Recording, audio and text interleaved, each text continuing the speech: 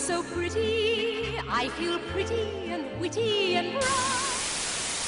Salut à tous et surtout à toutes, ici Red David Ball, un homme classe des plus banals pour te servir, et dis-moi, est-ce que tu connais la planète sauvage? C'est amusant, laissez-moi essayer. Pas si fort. Cet animal est fragile. Vous pouvez lui faire mal. Alors la planète sauvage, ça parle de grands aliens bleus qui font du yoga dans un univers psychédélique, et il y a des humains qui sont pas contents et qui sont tout petits, qui décident de faire l'évolution. C'est un chef-d'œuvre de l'animation française, ferait mieux d'y jeter un œil car c'est cool. Oh bah dis donc, pourquoi c'est cool monsieur Habitball? Eh ben je vais te le dire pourquoi mon coco.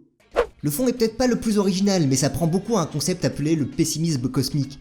Planète sauvage, c'est une œuvre concrète qui met à l'avant des rapports de force entre l'homme, la nature et lui-même. C'est traité de manière assez cool et intemporelle pour pas qu'on ait une impression de déjà vu.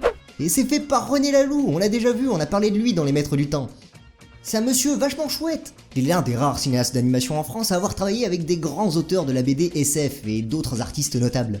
Et croyez-le ou non, dans sa collection de 3 films, aux côtés des binômes avec Moebius et Casa, celui-ci est sans doute le meilleur. Majoritairement animé par des Tchécoslovaques insatisfaits, le film a une production chaotique et pourtant il s'en est tiré avec les éloges au point de devenir culte. Le film est rempli de scènes mémorables comme celle de la méditation, celle où les drags se font castagner des humains sur le ring, et un peu plus tard ce sont les humains eux-mêmes qui décident de se castagner tout seuls. Et d'autres scènes qui se gargarisent de sous-entendus comme celle où les drags écrasent un troupeau d'humains tels des fourmis, ou encore cette très subtile référence au nazisme. Et il n'a pas toujours été très discret avec ça, Laloux.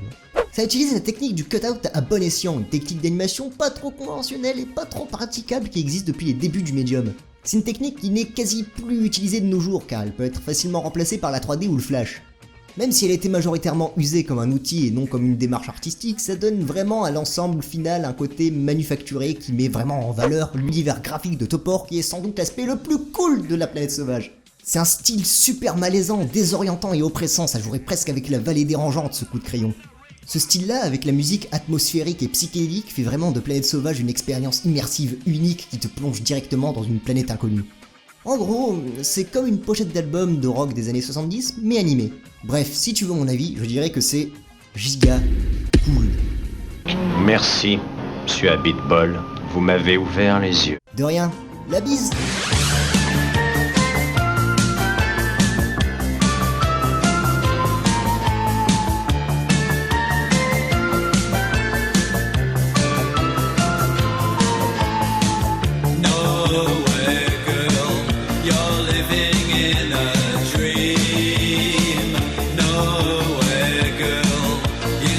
Behind the scene.